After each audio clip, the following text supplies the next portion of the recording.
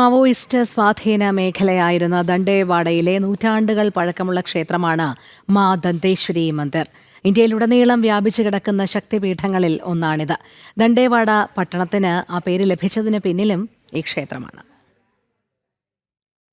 ദന്തേവാഡയിലെ മാ ദന്തേശ്വരി ക്ഷേത്രത്തിലാണ് ഇന്ന് ഞങ്ങളുള്ളത്. നൂറ്റാണ്ടുകൾ പഴക്കമുള്ള ശക്തിപീഠങ്ങളിൽ ഒന്ന്.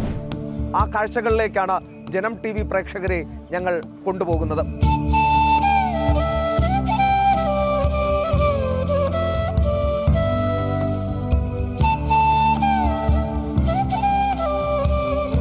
ബസ്തർ ജനതയുടെ കുലദേവതയാണ് മാ ദന്തേശ്വരി.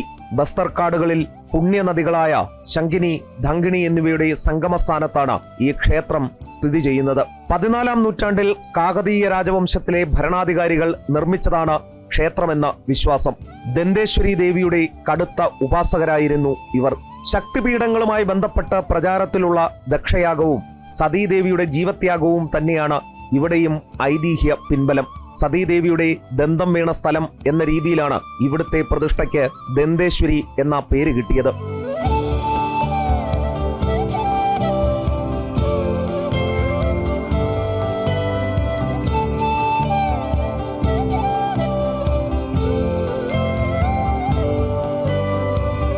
प्राय पूरे उड़ीसा हो गया, फिर आंध्र प्रदेश हो गया, बस्तर हो गया, सभी देवी देवताओं को इधर लाएंगे. उसमें ज़्यादा हम लोग को खर्चा, उसमें भी राज्य सरकार देगा. फिर हमारा मंदिर ट्रस्ट है, ये भी उसमें पूरा पूजा पाठ का इंतजाम करवाएगा. 2 नवरात्र, फागुन महीना में होली त्यौहार. മരക്കുടിലിൽ നിർമ്മിച്ചതാണ് ക്ഷേത്രത്തിന്റെ മുൻഭാഗം. പ്രവേശന കവാടത്തിന് എതിർവശത്ത് കല്ലിൽ നിർമ്മിച്ച പുരാതന ഗരുഡസ്തംഭം ഉയർന്നു നിൽക്കുന്നു.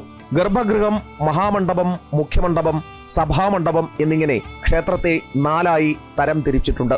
കരിങ്കല്ലുകൊണ്ട് നിർമ്മിച്ച ദേവിയുടെ വിഗ്രഹം വ്യത്യസ്ത നിറങ്ങളുള്ള പൂക്കളാലും ആഭരണങ്ങളാലും പരമ്പരാഗത വസ്ത്രങ്ങളാലും മനോഹരമായി അലങ്കരിക്കും. അതിമനോഹരമാണ് പ്രധാന ക്ഷേത്രവും ഉപദേവതാ സ്ഥാനങ്ങളും.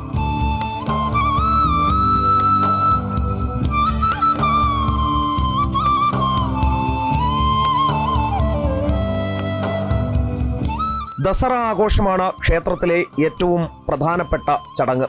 ദന്തേവാഡയിലെ ദസറ 1 മാസം നീണ്ടു നിൽക്കുന്ന ഉത്സവമാണ്. ദസറ സമയത്ത് സമീപ ഗ്രാമങ്ങളിൽ നിന്നും വനങ്ങളിൽ നിന്നുമുള്ള ആയിരക്കണക്കിന് ഗോത്രവർഗക്കാർ ക്ഷേത്രത്തിൽ ഒത്തുകൂടും. വിഗ്രഹം ക്ഷേത്രത്തിൽ നിന്ന് എടുത്ത് ആചാരപരമായ ഗ്രാമപ്രദക്ഷിണം നടക്കും. നവരാത്രി സമയത്ത് ജ്യോതി കലശങ്ങൾ കത്തിക്കുന്ന പാരമ്പര്യവും ഇവിടെയുണ്ട്.